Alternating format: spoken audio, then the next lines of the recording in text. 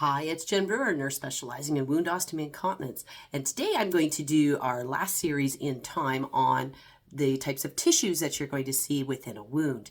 First of all, I'm going to give off a public service announcement to those gentlemen that, hey, you know those skill saws, they leave those little plastic covers on there for safety for a reason, because you really don't want to have to come in and explain to the nurse what your skills are like with your skill saw because you took that off and lost part of your finger.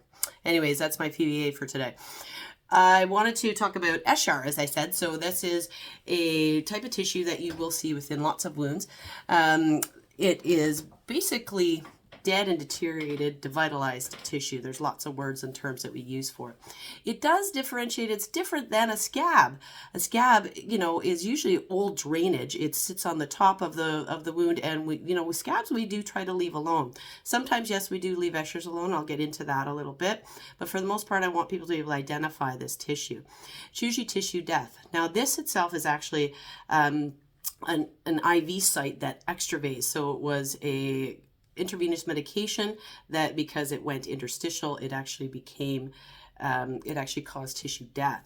So this is something, again, if you're also noting as a nurse that you see this happening, usually that's when we're using intravenous medications such as vancomycin, tobramycin, gentamicin, all the mycins. They're pretty they're pretty hard on the veins, and often is why we use central lines for them.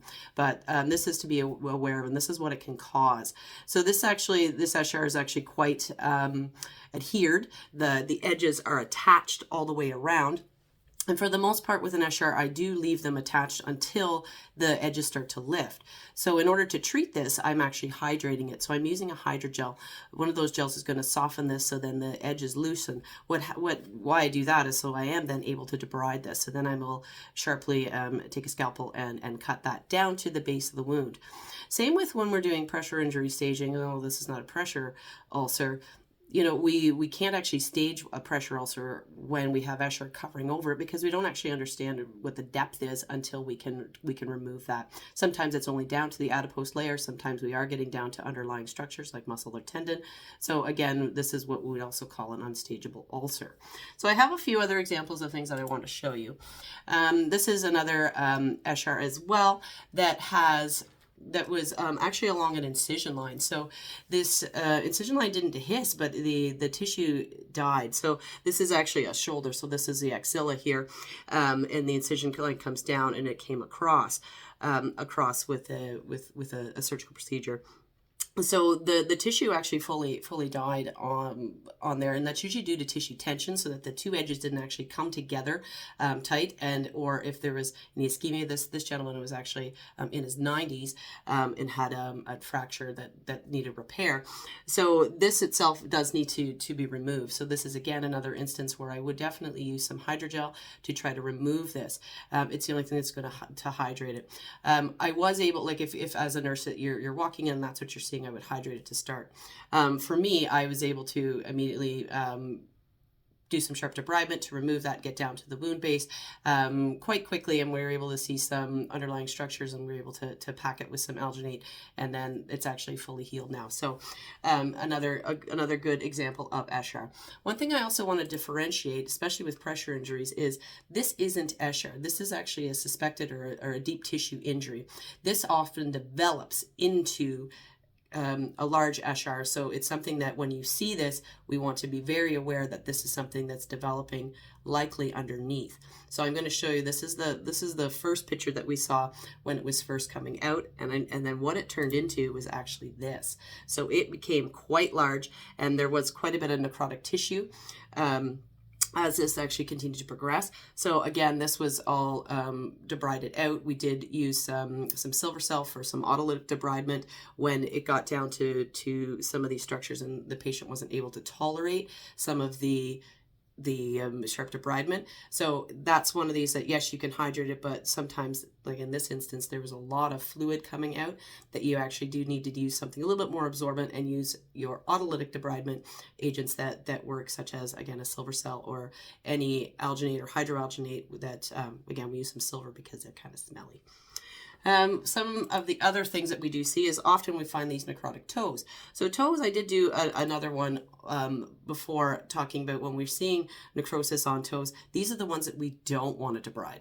This is because this is usually a vascular injury, and often we need to get the patient seen by a vascular surgeon. I usually start with a CT angio, as long as they have good kidney function, because we really can't do a CT if their EGFR is under 30. So again, be mindful of that. But some of these, this one's actually very, very maintainable. It has, it's actually quite dry.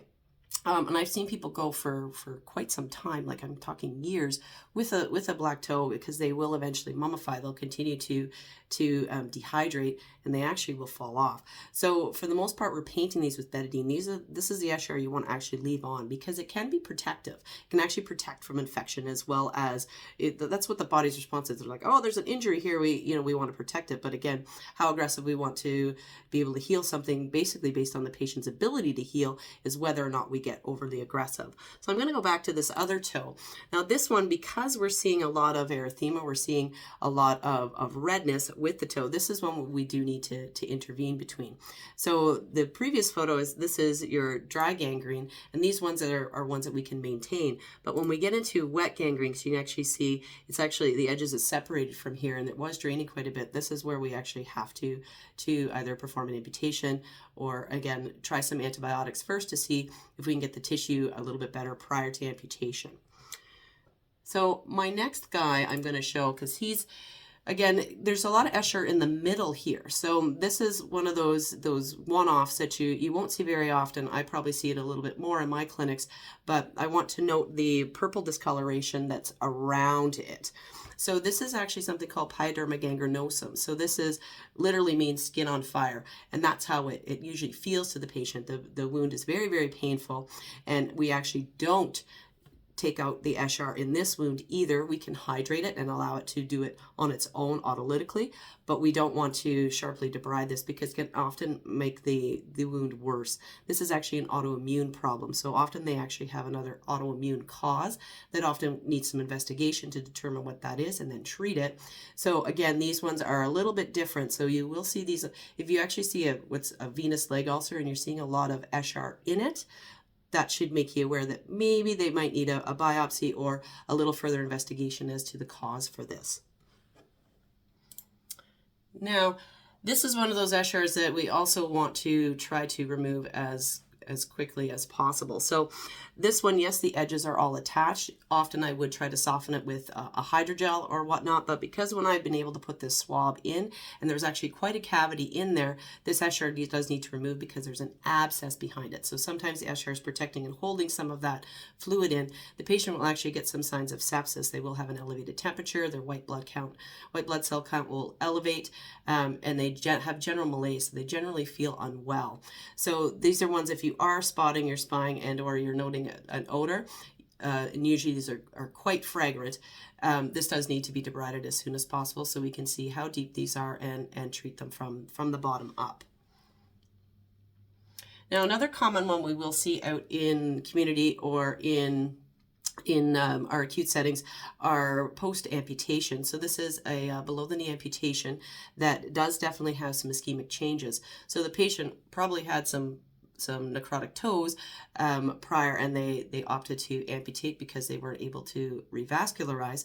So sometimes those patients then, they really still don't even have a whole lot of blood flow going to the stump. It's behind the popliteal artery often is the one that's occluded, so you can see some of these ischemic changes. So the purple discoloration, again, that's your ischemia, where the black are along the edge. Yes, some of that's old, dried, and or scab, but some of it is actually necrotic. So it's definitely one that we do watch. And sometimes, believe it or not, time is really your friend. The longer you can leave them, sometimes they will actually pink up. Again, if you give it a month or two. This is something that I still would dry out. I would probably use a product like Inidine on it to help keep it dry and try to keep it stable. As long as we're not seeing any underlying structures like bone pop out, for the most part, we want to maintain these, as well as leave in these sutures and these staples. So the sutures itself, they're actually taking the tension off the incision. The staples are holding the incision line together. So if you were going to remove anything, sometimes it actually would be the staples first, but those larger sutures, they can stay in, believe it or not, 8 to 12 weeks. It's not something that, it's urgent. Often, we're seeing that they're being removed within 2 weeks, but they can stay in a lot longer. Staples, for the most part, I've seen surgeons leave them in up to 6 weeks if they have to. We tend to remove them around 4 because they'll start to embed. But again, if we're able to try to keep that incision line closed and they don't end up with a further amputation like an above knee amputation, that's a better option because we want them to be able to get a prosthesis.